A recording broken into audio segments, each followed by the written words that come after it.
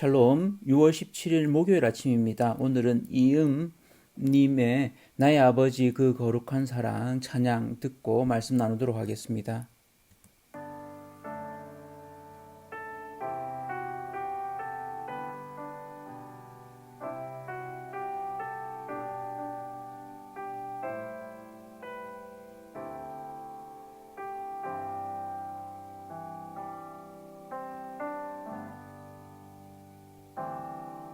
나의 아버지 그 거룩한 사랑 아들의 생명 보내주시어 그 피로 주 앞에 나가오니 주 여호와여 구원하소서.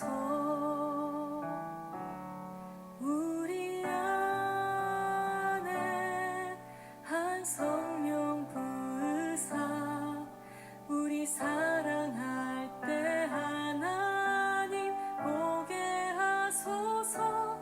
우리 앞에서 저 표대 향하여 주 복음 위해 힘써 싸우겠네.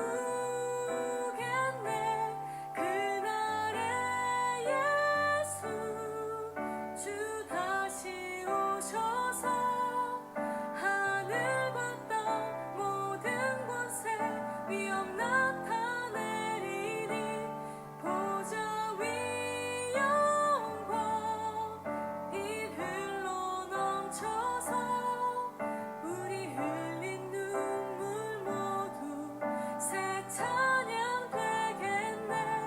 그날에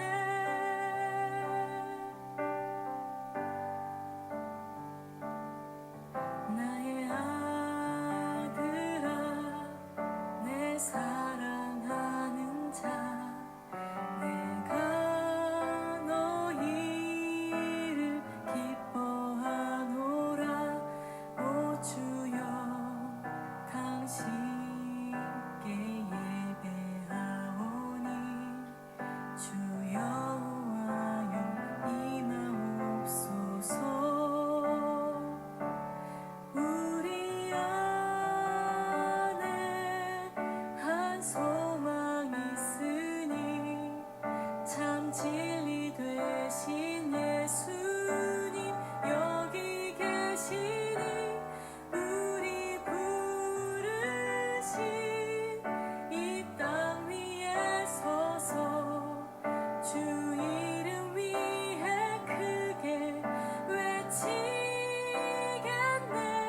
그날에 예수 주 다시 오셔서 하늘과 땅 모든 권세 위엄 나타내리니 보좌 위 영광 빛 흘러 넘쳐서 우리 흘린 눈물 모두 새 찬양 되겠네.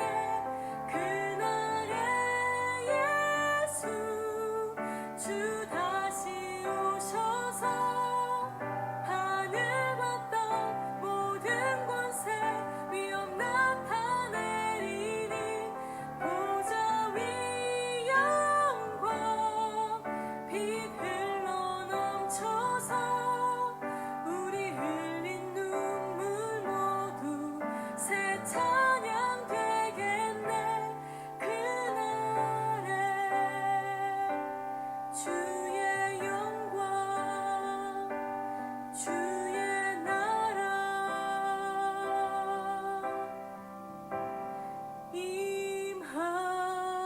임하겠네.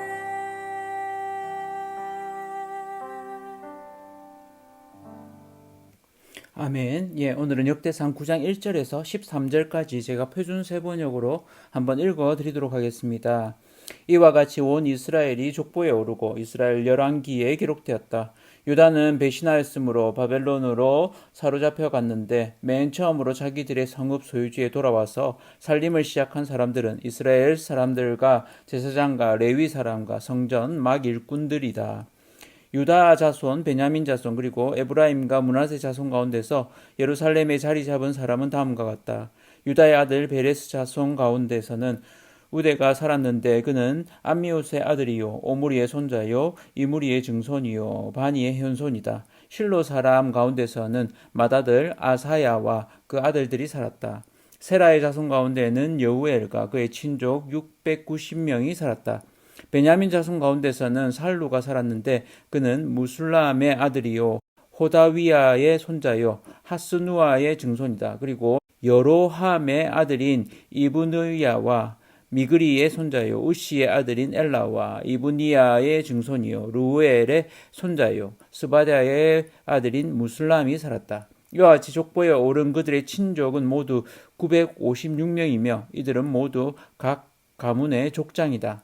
제사장 가운데서는 여다야와 요야립과 야긴과 아사랴가 살았는데 아사랴는 힐기의 아들이요 무술람의 손자요 사독 증손이요 무라요스의 현손이요 하나님의 성전 관리를 책임진 아이두베의 5대 손이다.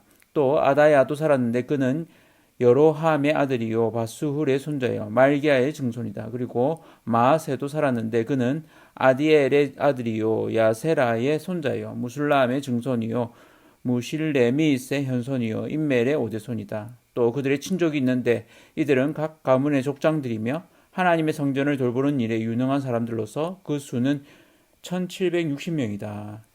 예, 오늘은 큰 그림을 그리는 사람들이라는 제목으로 말씀을 나누도록 하겠습니다. 역대상하는 우리가 사실은 성경을 다룰 때 그렇게 많이 다루는 본문은 좀 아닙니다. 또 그 부분 가운데 이 앞부분 1장부터 10장에는 족보와 관련된 부분인데 이 부분도 사실은 우리가 좀 많이 다루는 그런 부분은 좀 아닙니다. 역대상하, 역대기 역사서라고 이야기하면서 포로 기한 이후에 이스라엘의 회복을 위한 관점을 제시하는 것이 이 역대기 역사서의 특징입니다. 역대기 역사서에 속하는 것은 역대상하뿐만 아니라 에스라, 느헤미야까지 포함됩니다. 그래서 이 전체가 에스라가 쓴 것이다라고 이렇게 알려져 있죠. 물론 느헤미야는 느헤미야가 쓴 걸로 이렇게 이야기를 하는데 왜 바벨론에 사로잡혀 갔는가 하는 부분을 먼저 다루죠. 오늘 9장 1절에 유다가 범죄함으로 인해서 그러니까 유다를 다룹니다. 전체 역대상하 관점이 유다 중심입니다. 그래서 이들이 돌아온 첫 세대를 좀 다루고 있는데 돌아온 첫 세대, 제사장들과 레위인들과 느디님 사람들, 이 성전 봉사를 위해 주어진 노예들을 말합니다. 그러니까 성전과 관련된 사람들을 이렇게 다루죠. 이들이 첫 세대입니다. 그리고 예루살렘에 거주한 사람들이 있습니다. 유다와 베냐민, 에브라임과 므낫세. 그러니까 남쪽을 대표하는 유다와 베냐민, 북쪽을 대표하는 에브라임과 므낫세가 이렇게 돌아온 그 사람들이 돌아온 그들의 자손들, 또 그들이 누구의 자손이고 증손이고 이렇게 가계도를 좀 그리게 되죠. 조상의 이름들이 다 이렇게 이야기를 합니다. 이 이야기를 들었을 때 당시에 이런 돌아온 이후에 이제 그 자손들이 이것에 대한 이야기를 들었겠죠. 그러면서 우리가 어디쯤 있는가 하는 부분들을 알 수 있는 거죠. 그러면서 이 포로기에 대한 이 부분, 포로로 잡혀간 것은 두 가지 목적이 있습니다. 첫 번째는 백성을 단련하는 거, 연단하고 재련하는 거, 그들이 하나님 앞에 범죄함에 대한 벌이죠. 그래서 그들을 마치 이렇게 용광로에 녹이는 것처럼 불순물을 다 제거하는 것처럼 이런 것이 첫 번째 목적이고 또 하나는 이렇게 이스라엘 땅을 쉬게 하는 목적도 있습니다. 그래서 70년 동안 사로잡혀 가게 해서 그를 통해서 쉬게 하는 이런 목적이 있습니다. 이런 부분들이 되어지는 거죠.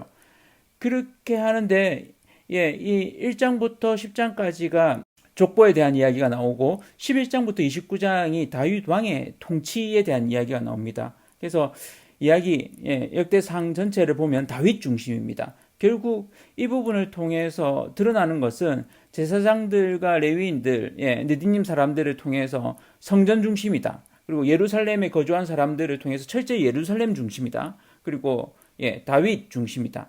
결국 다윗을 통해서 예수 그리스도의 탄생으로 나아가게 되는 이런 부분들도 이렇게 갖고 있는 거죠.